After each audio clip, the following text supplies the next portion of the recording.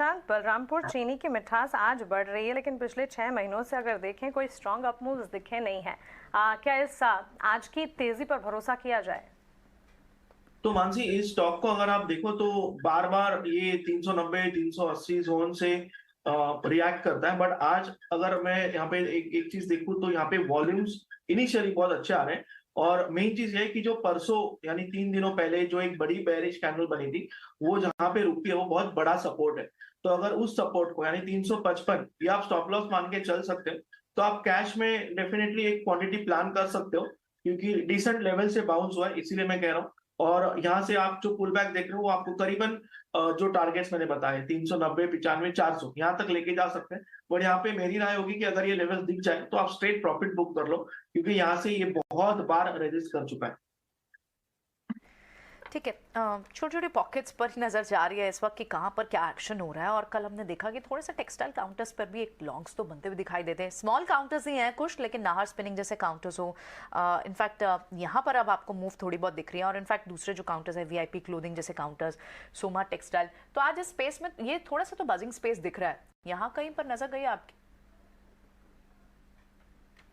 जी ये अब आपने मेंशन किया तो मैं वीआईपी के चार्ट्स देख रहा हूँ एंड एक्चुअली यहाँ पे अच्छा खासा एक रिवाइवल बहुत क्लियरली दिख रहा है। स्टॉक को अगर मैं देखूं तो भले ही हल्के से डाउन ट्रेंड में चल रहा था, बट कहीं भी इसने अपने 200 डे मूविंग एवरेज को भी ब्रेक नहीं किया है, उसके ऊपर ही कंफर्टेबली ट्रेड कर रहा है और एक अच्छा खासा अप ट्रेंड हमें देखने मिल रहा है। आज स्टॉक अपने 20 day moving average 50 day moving average दोनों के ऊपर आ चुका है।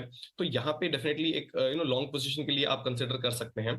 फ्रेश एंट्री लें, 46 के जो लेवल्स हैं ये आपके लिए एज ए टारगेट एक्ट करेंगे। आपका जो स्टॉप लॉस है ये 42 के करीब रहेगा। सो रिस्क रिवॉर्ड रेशियो आपके लिए फेवरेबल है और बिल्कुल जो इसमें कल अप ट्रेंड शुरू हुआ था आज फॉलो थ्रू देखने मिल रहा है। सो ये बहुत एक स्ट्रॉन्ग इंडिकेशन है फॉर द काउंटर।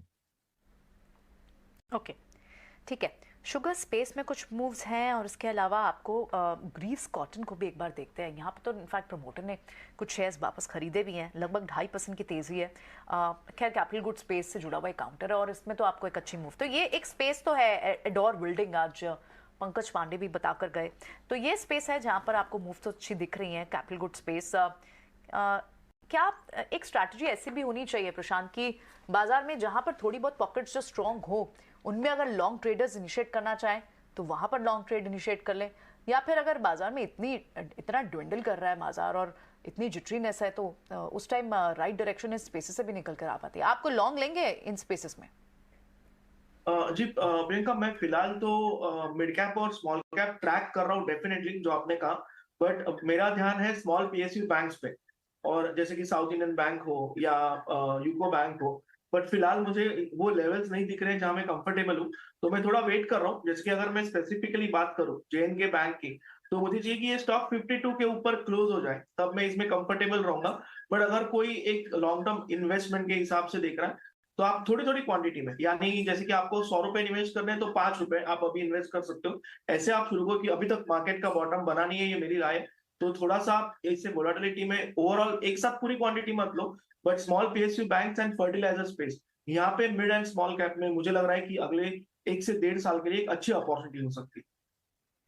ठीक है, तो आप यानी पीएसयू बैंक्स पर, मिड कैप और स्मॉल कैप पर इस वक्त नजर डालनी चाहिए। इनफैक्ट कल जो एक बैंक का आंकड़ा छोटा सा ही आया प्राइस का, तो आप अगर large cap mid cap small cap में कंपेयर करते तो स्मॉल कैप में आपको बेटर बाइंग नंबर्स दिखे थे।